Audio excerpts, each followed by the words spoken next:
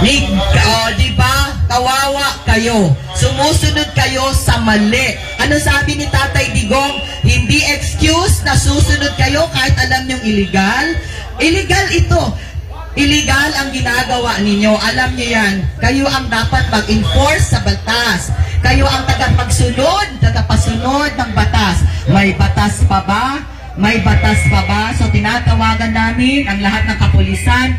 10 days na kayo sa loob ng compound. Nakakatulog kayo ng mahimbing. Bakit? Kasi mababait ang mga tao dito.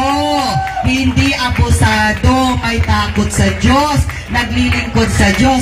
Tingnan ang ginagawa nyo. 3,000 na. Natutulog lang kayo. Pinapabayaan namin kayo.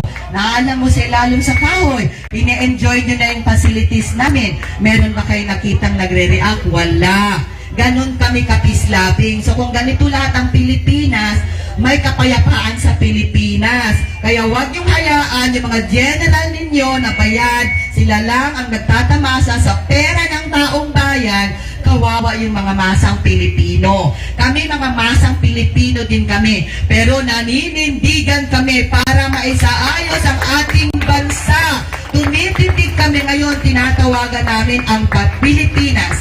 Mga Pilipino din tayo, Pilipino din kami, pero wala na kaming karapatan, wala kaming karapatan sa lugar namin, wala kaming karapatan. Si Pastor, hindi nila binagyan ng due process. Ang aming mahal na Pastor, inakusahan nila, pero hindi nila binagyan ng due process. Wala, hindi siya pwede. Yes, yan ka Eric ang nakita natin. Kung naririnig natin mga kababayan, ay ang direktang pahayag ng Executive Secretary of the Kingdom of Jesus Christ, si Sister Nori, at nasa linya pa yata, Brother Franco, maliban kay Brother Jade Calabroso, si Kaado Paglinawan. Kaado, are you still there? At sa ating kaluluwa, ang kaligtasan ninyo mga kapulisan, ang kapatid namin, alam namin na hindi kayo kasasama dahil na pulis kayo kasi gusto nyo ng katarungan, gusto nyo ng mabuti, gusto nyo ng kailangan. Kaya magkaisa tayo, Lalawad dadaan ang boses na katotohanan. Ito ang boses. Guys, sa corner ako dito, wala akong dadaan pabalik. So, wala nang bago sa Pilipinas kung pabayaan natin ang mga general na koran, ang mga general na bayaran, ang mga general na tulad ni Torre, ang mananaig. Magre-retire na yan, mayroon siyang milyon mga kapatid. Milyon ang binayad kay Torre. Kaya desperado na siya. Kaya, pero tayo, mga kapulisan, nananalangin kami sa inyong lahat. Dinadalangin namin ang kaligtasan ninyo. Dinadalangin namin na kayong lahat ay maligtas at makawala sa mga korap, mga sasamang, mga opisyales. Nakita niyo si Martil, nagparty-party, kumakanta-kanta pa. Kayo, kawawa. Kayo, sa iba't Ay, salamat. Tapos din yung pagdadrama ni Torre. kahit saan na lang kayo naliligo. Mas matitiis ko pa yung init dito kaysa sa bunganga ni Torre. Ganun ba ang gusto niyo sa Pilipinas? Kita niyo naman ang buhay namin sa Kingdom of Jesus Christ. Ganito, magmahal ang ng media, guys. Hindi na ganyan media. Nag-alaga sa bawat isa sa amin. Hindi niya kami pinababayaan. Pinagpapala niya kami lahat. Lalo na Medyo napuputol po ang ating live broadcast coverage direct from Davao sapagkat mahina po ang panahon ngayon at malakas po ang hangin outside. When I was coming over to the station, nako, yumayanig pati ang mga taxi. At sinusubukan nating makakuha ng karagdagang report na sa communication line natin, si Miss Hannah Jane Sancho. Miss Hannah, come over to the communication line please and have your report please. Magandang umaga sa inyo, mga kababayan. Past 9 a.m. na muling binakura ng ating Philippine National Police itong Emerald Gate ng the Kingdom of Jesus Christ. This is despite the fact na nasa loob na po ng Kingdom of Jesus Christ compound ang mga police. For the past 9 days, they can freely go inside sa ating compound. Pero kung mapapansin niyo sa mga report natin, since in the last 3 days, na naghihigpit talaga ang gate natin doon sa kabila. This is the gate doon sa near Kingdom, dahil may scanner tayo doon, talagang ini-insist ng Kingdom of Jesus Christ na dumaan sa scanner itong mga pulis na pumapasok dito sa ating compound.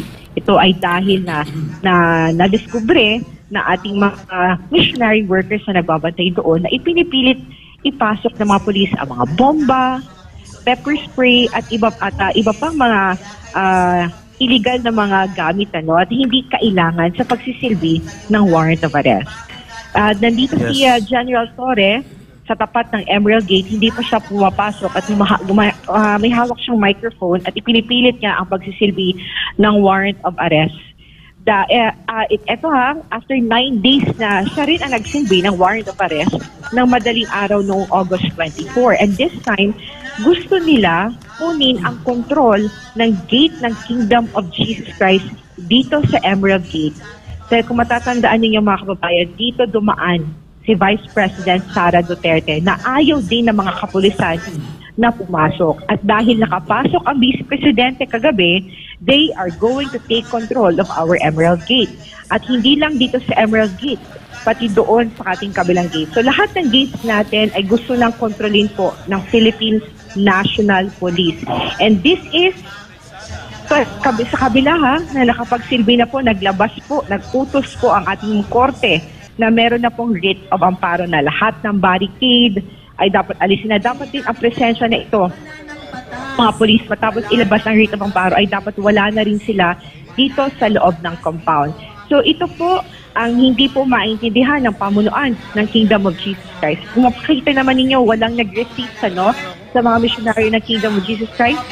At dahil nais na po sinira na po yung lock po ng Kingdom of Jesus Christ sa gate po ng Emerald para makapasok po yung mga pulis, yung pwersa nila, yung dagdag pwersa nila, at ipinasok din nila ang kanilang tent dito sa loob po ng Emerald Gate. At nagsasalita din po ang ating Executive Secretary, si Sister Nori Cardona, para kausapin yung ating mga, to pacify, yung ating mga workers, yung ating mga misyonaryo, na nandito ngayon. Some of them ay galing pa sa iba't ibang bahagi ng Pilipinas, iba't ibang from around the world, and kagabi ay nakiisa sila dun sa ating ginawang pagsamba, pagpapasalamat sa ating amang makapagtihan. And nandito sila to celebrate the 39th anniversary of the Kingdom of Jesus. And this is the first time na actual nilang nakita na muling na pinapasok muli ang ating compound na hindi nga maintindihan bakit kailangan ipilit ang kanilang pagpasok, nakakapasok naman sila. At ang iba sa kanila, libo-libo na, ay nasa loob na rin ng compound ng Kingdom of Jesus Christ. At na-witness din ito na ibang mga media na nandito ngayon na nakaabang din sa ating mga gates sa lahat ng mga nangyayari dito. Sabi nga ni Torre, this is not the time down for the Kingdom of Jesus Christ to assert what is legal and illegal, and that he is willing to face all the charges that we are going to file against him. Yan ang sinasabi niya. Pero paano naman yung ibang mga polis na nandito na madadamay kapag nagsumpatay ng kaso dahil sila ay sumusunod lamang sa utos ng kanilang general?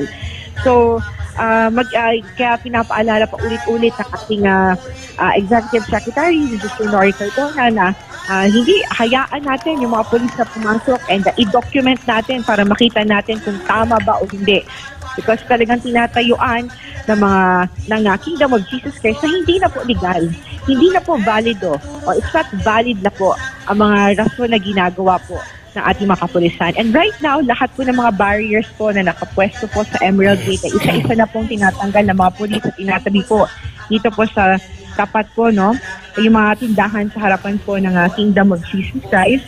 Nagkakaroon na rin po ng traffic dahil nasa ginagawa ng ating mga kapulisan para ipwersa ang kanilang presensya sa pagpasok muli sa compound Kingdom of Jesus Christ. And now na that they are taking control of our gates, pakiusap po ng Kingdom of Jesus Christ sa PNP ay huwag ipasok yung mga hinatang na natin katulad ng bomba, katulad ng mga pepper spray, at yung mga hindi naka-uniform, at yung mga maging yung mga walang ID na pulis na pinapasok nila dito sa ating compound. Ka-Eric? Yes, tama, Miss Sana, Nasasaksihan ng buong sambayanan ngayon ang lawlessness walang kinikilalang batas at hindi na sumusunod sa batas at nagiging mga kriminal na ang mga utos ni Torre. At lahat ng ito, bumabalik kay Marcos, bumabalik kay Abalos na siyang direktang commander nila at kay Marbil. Misana, do you have any update if there will be expected court intervention, at least magkakaroon ng sanity ang kalagayan ng madness ni Marcos Jr. sa pananalasa sa karapatan ng mamamayan dyan sa Kingdom of Jesus Christ? Do you have any hint about any update possibly today? Although may bagyo ngayon dito sa Luzon, what about dyan sa Davao on the possibility of court orders or intervention remedies? Miss Hannah. That I cannot answer, ka-Eric, on the kung may movement po doon sa ating korte, but our legal team talagang wino-work out po ang lahat, or they are exhausting all legal remedies to assert the rights of the Kingdom of Jesus Christ. But right now, wala tayong magagawa sa panahon sa oras na ito when they are in full force with all their weapons and sa tapat ng init ng araw, at walang kalaban-laban at kawawa ito mga misyonary ng simbahan kung tayo ang maglalaban. Biro mo, kahit nakatayo lang tayo, there's a possibility na hilahin sila at ikulong. Yun ang kanilang and how much is the bail? Ka-Eric, I think hindi na bababa sa 75,000 per head sakaling sila ay arestuhin. They are exhausting all the instrumentalities of the government. This is what? To serve a warrant of arrest. And they've been here for the past 9 days at hindi nila nakita si Pastor Apollo Sisibuloy. And when they were in the gate at their ka-Eric, kausap ko yung ibang mga polis, sabi ko, sir, bakit kailangan yung pumasok ulit? Nasa loob na yung mga kasama ninyo. And some of them were already smirking, yung iba natatawa, yung iba na nga parang nakaka-insulto na yung reaction ng mukha nila dito sinasabi namin, sir, nakakapasok na kayo sa kabilang gate. Bakit kailangan pilitin nyo pa na pumasok dito? Kasi nga, naghihigpit nga tayo doon sa kabila ka, Eric. And I think mas ganit sila doon sa fact na nakapasok sa gate na ito si Inday Sara kagabi. Ka, Eric? Sana thank you ha. I'll pass you on to Brother Franco. Yes, Hannah. Obviously, yung komosyon na ginawa nila, ito yung isa sa naging daan para may pasok nila yung mga kontrabando. Obviously, those are contrabands. Ayaw nila ipasok sa legal process na ating scanner. Tapos tumatakbo pa sila na tila itinatago nila yung nilalaman ng mga boxes. Yung nakita natin kanina, nung time na binuksan yung gate, nagtakbuhan itong mga kolokoy na mga polis na ito. Bit-bit yung kung ano ng mga boxes. Anong tingin mo? May idea ba tayo, information sa mga nilalaman ng mga boxes na ito? Na kanilang binitbit sa loob. Last time, nakita tayo ng granada. Partner. Yes, Franco. Alam mo, Franco, lahat na possible pwede nilang ipasok. If the possibility na magtanim sila ng ebidensya laban sa atin, pwede na nilang gawin ngayon that now they are freely, now that they have free access to our gates without us asserting our rights to check kung ano yung pinapasok nila. And not only that, hindi lang dyan, the possibility na magpasok sila ng mga tao na hindi police na pumasok dito sa ating compound. Let's talk about the safety of the men and women inside, even the minors, the kids na nandito ngayon. Talagang hindi na namin maintindihan bakit ganito ang ginagawa ng PNP. They are abusing their power and their authority sa galit nila nakapasok sa compound si Vice President Sara Duterte. This is really obvious. A day after na pumasok dito sa compound at nag-speech si Inday Sara sa ating celebration na ating 39th anniversary. Even na yung hiling ng KOJC na magamit ang cathedral for the celebration of the anniversary, hindi nga nila pinagbigyan. What more do we expect sa ganitong klaseng abusive na pamahalaan? Mga kababayan, eto hindi nag-resist ang ating mga misyonaryo dito. Dahil nais natin ipakita dito kung ano talaga yung totoong nangyari. Tingnan ninyo mga kababayan kung paano gamitin ng gobyernong ito ang kanilang kapangyarihan, ang kanilang kapulisan, to assert their own motive, their political motive. You're correct, Sana. Lahat ng ito, nakikita ng mamamayan politika na politika si Pastor, na politika ang Kingdom of Jesus Christ, na politika ang process of serving the warrant, at ang malala na politika at naging berdugo ang mga pulis. Exactly the way it is now being observed by the entire country. Misana, at ngayon, nakikita ng buong sambayanan, ang lahat ng ito, punot dulo, ay ang paghabol sa politika nila Marcos na durugin ang mga Duterte at kinakapital nila si Pastor Kibuloy at ang Kingdom of Jesus Christ. Pero hindi naman bobo ang mamamayang Pilipino para hindi ito makita, Misana. At pangalawa, ngayon, nagtatanong ang mamamayan, Misana, at nakikita nila ang ganitong kalapastanganan. Ano pa daw ba ang kalagayan ngayon ng inyong sitwasyon dyan, at mayroon bang augmentation of support from the local government ng Davao City, local officials, para man lang mapangalagaan at maprotektahan ang natitira pa ninyong civil, political, and human rights? Misana, are there any presence from the local government of Davao City to check on the procedures ng pangaharas at pananalakay ng pulis laban sa Kingdom of Jesus Christ? Right now, Eric, we are alone. And we may be alone for now dahil walang nasa gobyerno ang siding on us right now sa mga oras na ito sa nangyayari. But we are not afraid because we know kasama namin ang amang makapangyarihan. Kung di man sila makapunta physically yung mga sumusuporta sa atin na nasa gobyerno ngayon, naniniwala kami justice will still prevail, Eric. And we're awaiting if may darating bang augmentation from the local government, kasi biglaan ito, Eric, wala naman sila pasabi so we cannot tell kung magpapadala ba ng augmentation. And I'm sure the local government and the other supporters of the Kingdom of Jesus Christ, they are all watching, all eyes right now sa mga nangyayari dito sa Kingdom of Jesus Christ. At what we want to know is that sana matapos na ito, dahil for the past 9 days na ginagawa nila ito, matinding anxiety na, matindi na ang ginagawa nilang pang-aapi. Not just physically but emotionally and mentally dito sa ating mga missionaries sa Kingdom of Jesus Christ. More than 1 week na sila, Eric, dito papasok, labas-pasok sa lahat ng properties, sa lahat ng facilities ng Kingdom of Jesus Christ dito po sa headquarters ng Davao City. Ay hindi pa rin nakita nila si Pastor Apollo si Kibuloy. And ang ginagawa nila dito, Eric, they've been drilling, and what information that reached us, they want to plant evidence to save their face, to save their honor, to salvage whatever honor kung meron pa sila, na legal and valid ang ginagawa nila dito. Pero alam ng lahat na nanonood sa atin at nakamonitor sa nangyari since June pa na they can no longer salvage their honor, their name, and their dignity ang ginagawa nila dito sa Kingdom of Jesus Christ.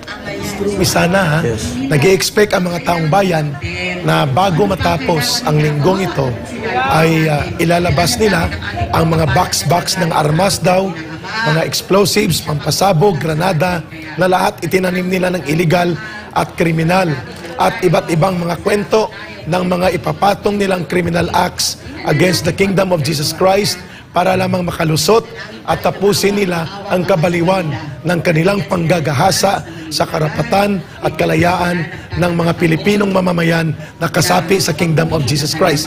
That is not a far-fetched idea or theory. Misana, yan din po ang binabantayan ngayon ng sambayanang Pilipino. At bagamat yan ay hindi makakatayo sa korte, ang tawag dyan, fruit of the poisonous tree. Illegal ang pag-search, illegal ang paglalagay ng mga tanim testigo, tanim ebidensya, but nonetheless, malaking perwisyo po ito, Misana, sapagkat kung explosives nang makukuha nila at kahon-kahon na armas, non-bailable offenses ito. Are our lawyers and our other friends nakahanda para ito harapin ang ganitong legal na atake, weaponization of the law in the disguise ng kanilang paglusob dyan para masalba ang kanilang kahihiyan at kahibangan. Miss Hana. Well, like ang sinabi ko kanina, Ka Eric, we are going to exhaust all legal remedies and we will file all charges na pwede nating ma-file kay Torre, kay Marvin, kay Abalos, at sa lahat ng mga kasama nila dito sa mga ginagawa nilang injustice. This is considered atrocity na, Ka Eric, ang ginagawa nila kaya sa Kingdom of Jesus Christ. This is, the issue is no longer Pastor Apollo Sikibudoy. This is no longer an issue. Not the KOJC, but us, the Filipino people. They are doing injustice sa ating mga Pilipino. Mananatili sa ating pananampalataya. Walang kukurap, walang luluhod sa kasamaan, walang maniniklungkot sa mga hindi makatarungan. Tatandig tayo, tatayo tayo sa katarungan, tatayo tayo sa katotohanan, tatayo tayo sa kalooban ng ating dakilang Ama. Na magsuon, magpabilin ng tahag, kung nahi-music din mo, magpaminaw ta, magpadayon ng tag, magpasalamat sa ating atong Ama. Maririnig natin ang boses ng ating mahal na pastor. So ito yung mahal na pastor natin na pumupuri patuloy sa ating dakilang Ama.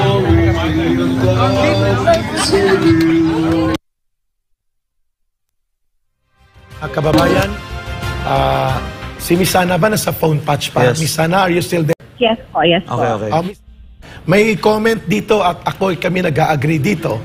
Ang nasa trial ngayon ay ang buong mamamayang Pilipino. May matitino pa ba sa gobyerno ni Marcos? May matitino pa bang natitira sa Armed Forces of the Philippines? May matitino pa ba sa Philippine National Police? At may konsyensya pa ba ang bayang Pilipinas na sa loob ng 10 araw halos na panggagahasa, the rape of Davao, the rape of Kingdom of Jesus Christ by Marcos and his terrorist police? Ano po ang reaksyon ng sambayan ng Pilipino? Ang nakatrial ngayon dito ay hindi ang Kingdom of Jesus Christ, hindi si Pastor Kibuloy. Ang nakatrial dito ngayon, saan napunta ang konsyensya at paninindigan sa tama at mali ng mamamayang Pilipino at mga naiiwan pa sa gobyerno? Miss Hana, your reaction to these people's sentiments? Soon as I reach Calvary, na hindi natin mailalahat yung mga pulis na nandito ngayon na talagang masasama. We're still hoping and praying na sila mismo na makapag-assess sa kanilang sarili yung mga pulis, yung mga kababayan natin na nanonood kung tama pa ba yung ginagawa ng mga nasa gobyerno, ng mga nasa pamunuan ng ating gobyerno dito sa Kingdom of Jesus Christ. Kasi kung hindi na, they can stand for what is right. Hindi lang kami dito sa KOJC, hindi lang kayo na nanonood. Alam ko for the past 9 days, pagod na kayo dahil sa 24 hours coverage ng SMNI. Buti na lang may SMNI, 24 hours inihahatid kung ano yung mga nangyayari dito. Paano na lang kung walang SMNI, Ka Eric? Matagal na tayong inabuso dito na hindi alam ng mga Pilipino. At buti na lang, this is the age of information, media ka man o hindi, pwede i-live sa kanilang mga social media platforms yung mga nangyayari ito. Kaya na-document natin. Kaya videos cannot lie, pictures cannot lie. Yes, correct. Ito yung mga ginagawa.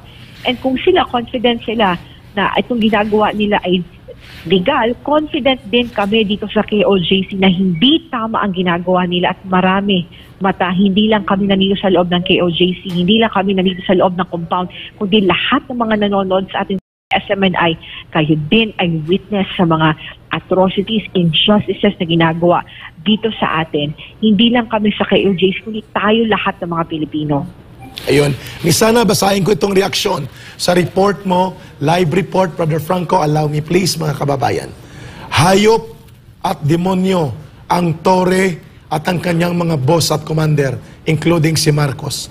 Ginagawa nilang patay gutom ang mga pulis as if sa pera na lang nabubuhay ang mga pulis natin at kahit illegal ay susundin ang utos ng mga general na hinayupak. Obstruction daw ng batas, siya nga ang lumalabag sa batas. Kaninong batas ang sinusunod ni Torre? Hindi naman batas ng konstitusyon ng kanyang pinagbabatayan, kundi batas ni Marcos, ni Abalos, ni Marbil, at batas ng pera nila. Hindi nila kayang gamitin ang lahat ng pagkakataon ng ito upang wasakin ng durugin ng tuluyan ang Kingdom of Jesus Christ. Nakamasid ang buong mamamayang Pilipino. Kami po ay ordinaryong mamamayan. Kami po ay nakikita namin araw-araw ito. May hangganan din ito kay Eric. Pakipaabot po sa brothers and sisters sa Kingdom of Jesus Christ. Salamat ng marami sa inyong mga mensaheng ito. Misana? Ka-Eric, alam ko, mainit na yung ulo. Ganit na yung ating mga televiewers. How much more yung mga kasama natin dito. But we will not show our anger and rage the point that we are going to be violent. We are in anger, we are in pain, and we are praying. Right now, nananalangin ngayon ang mga missionary workers ng Kingdom of Jesus Christ, sa mga gates natin dito. They are praying hard. They are praying wholeheartedly to our Almighty Father. Sana ma-realize ng mga police na nandito ngayon that what they are doing is too much. What they are doing is not right. And what they are doing is no longer part of their mandate, and that is to serve and to protect. And we are still hoping yung mga police na nandito ngayon that they will realize na ginagamit lang sila, that they will realize and will stand for what is right. Masabihin mo ng parang mabasag na ako na plaka na paulit-ulit kong sasabihin ito, pero uulit-ulitin ko ito, Ka-Eric, para ma-instill sa utak ng mga nakikinig sa atin ngayon na may hope pa. May hope pa dito sa mga kapulisan natin na ginagamit dito, na sila mismo ang tatayo para sa katotohanan. And I know, Ka-Eric, dahil alam ko naman, mahal na mga pulis ang ating bansang Pilipinas. At alam ko, pinili nila ang propesyon na ito, hindi lang dahil sa sweldo, dahil gusto nila protektahan ang mga Pilipino, ang mga sibilyan. Kaya naniniwala ako, Ka-Eric, na may panahon pa para makaisa sa atin. Itong mga pulis na nandito ngayon sa compound ng Kingdom of Jesus Christ, yung mga kababayan natin na nanonood, bukas po ang mga gates ng Kingdom of Jesus Christ para suportahan po kami, para ipaintindi sa mga kapulisan na nandito ngayon na hindi na po tama yung ginagawa nila. Winawasak po nila ang aming confidence sa ating gobyerno na dapat ang mandato ay pagsilbihan tayo at hindi yung sila pa ang number one na umusig sa atin. Kasi right now, hindi namin nararamdaman ng gobyerno. Ang pakiramdam namin, hindi kami Pilipino, kundi mga terorista. Bakit ganon at bakit ganon, Ka-Eric? Hindi namin maintindihan. Yeah. Misana, we are, the nation sees entirely how you suffer in pain, in grief, and how you control anger, at paano nyo pinanatiling mapanatag ang inyong paninindigan na panalangin, paninindigang mapayapa at pagbubunyag, ang inyong pamamaraan ng pagtutol sa ginagawang panggagahasa sa kalayaan at karapatan ninyo bilang mga mamamayang Pilipino na walang ibang may kagagawan kundi si Mr. Marcos Jr. Misana, ang taong bayan ngayon ay nagtatanong, mukhang ang patutunguhan nito ay ang pag-agaw ng lubusan at pagkamkam ng iligan sa mga naipundar sa dugo at pawis ng Kingdom of Jesus Christ na kasapian at pamunuan ng mga properties na pinag-iinitan ni Marcos at ng kanyang mga alipores at ng Amerika. Do you see that direction, lalo na dyan sa Davao, na mukhang ito lang gusto nilang gawin upang manatili ang kanilang illegal na pag-ukupa, pananakop ng properties na pribado ng mga isang reliyosong organisasyon na ginagamit sa pananambahan at paninirahan ng mga church and religious workers ay kakamkamin ng illegal at hindi idadaan sa korte. Misana may ganitong pananaw po ang ibang sektor ng ating lipunan, the way things have unfolded right now in KOGC compound.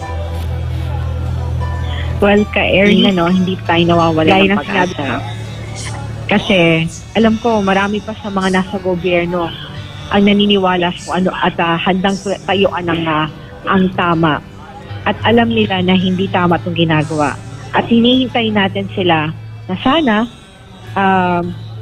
marinig ng mga nasa gobyerno na may prinsipyo at talagang tunay na may malasakit sa mga Pilipino na tayuan din ang katotohanan at justisya. Tayuan at depensahan kami dito sa Kingdom of Jesus Christ. Dahil right now, Eric, wala na kaming ibang wala kaming ibang mapuntahan. Wala kaming ibang inaasahan dito kundi ang aming amang makapangyarihan sa lahat. Yes. Eric, this is our Red Sea moment, ano? Wala kaming makita sa kaliwa, sa kanan, sa likuran namin. Nasa harapan namin ang dagat. Pero alam namin, nandiyan ang ating amang makapangyarihan sa lahat. Nakahangad na kami lahat ngayon sa langit, Eric. Nakataas ang aming kamay at kami ay nananalangin. Akala ng mga kapulisan, ng mga nasa gobyerno na sila na talaga ang pinakamakapangyarihan sa lahat. Huwag nilang kalimutan, Eric, na may Diyos na siyang tunay na mas makapangyarihan sa lahat. At alam ko, Eric, na hindi pa makuha namin ang hustisya, right? At this very moment, darating ang hustisya. At naniniwala kami at may kumpiyansa kami na mabavalidate lahat ng mga sacrifices namin dito. At ipinapaabot namin doon sa ating mga kababayan. Whether our God will save us or not, but we will never bow down to injustice. At nandito kami ngayon, peace-loving Filipino citizens of this country inside our compound. We will continue to pray to our Almighty Father na sana matapos na itong lahat at makuha namin ang hustisya na isinisigaw namin for the past 10 days sa lahat ng ginagawa na ating kapulisan at ng ating gobyerno laban kay Pastor Apollo Sikibuloy and of the Kingdom of Jesus Christ. Eddie? Sana naluluha po kami habang pinapanood at pinapakinggan ka at pinapanood ang ating mga kapatid na mga Pilipino dyan sa compound sa Kingdom of Jesus Christ. At sana ito po ay magpapadaloy din po upang hipuin ang mga puso at isipan ng mga Pilipino na kung ganito po ang gobyerno ni Marcos, nababaliw, nahihibang, hindi kinikilalang batas, korte, konstitusyon, at ginagamit ngayon na pangtapal sa kanyang kapalpakan at kabulukan sa gobyerno, ang issue sa Kingdom of Jesus Christ. Sana po manindigan na po tayo upang wag na pong lumala ang dalamhati at ang pighati na nararanasan ng kapwa nating mga Pilipino. Misana, we can only share the tears and the pain sapagkat hindi rin kami pwedeng manawagan ng kung anumang mga pag-aalsa o violenteng aksyon na lalabag sa batas. But of course, sabi ko nga, ang mga sambayan ng Pilipino, ang buong bansa, ang nakatrial ngayon, kung may konsensya pa ba at may paninindigan pang natitira para sa tama kontra mali ang ating mga mamamayang Pilipino. Eric, ongoing ngayon, pwede tayo makinig sa ating live feed. Sige, Ma'am Norris. Ano ang nakikita ngayon ng mga tao? Ano ang nakikita ngayon ng Pilipinas? Kayo mismo ng mga pulis, mga enforcer kayo, tagapagpatupad ng batas, wala na kayong sinusunod na batas. Kung susundin nyo pa rin, yung mga leader ninyo na wala na talaga sa tama at talagang sinukuban na sila ng masamang espiritu, huwag kayo magpapadai. Panindigan nyo naman yung mga sinumpaan ninyo na paglilingkuran nyo, proteksyonan nyo ang mga mamamayan. Sino bang proteksyonan ninyo? Tatanong lang kami, sino ang proteksyonan ng mga kapulisan? Bale, matatapos din yan. Lahat ng nagsisimula, natatapos din. Ang mga mamamayan Sa ngayon, kayo ang nangaabuso. Hindi magiging maganda ang retirement ng mga pulis na ito. Wala kayong nakitang kaharap karahasan sa bawat isa. Hindi yan ang tinuro ng aming Kaya yung mga nandiyan sa Maynila, dumiretso na kayo sa Malacanang. tinuruan nyo kami Bumabayad yung ang pulsa niya. Bayad tayo! Bayad tayo! Oh, bayad tayo! Oh, bayad kami! Oh, yun ang tutong challenge. Gusto ninyo na pamasok ang media, may escort pa kayo. Eh gusto nila, usag adlaw, sila ang present, nga doon ay tunnel, samantalang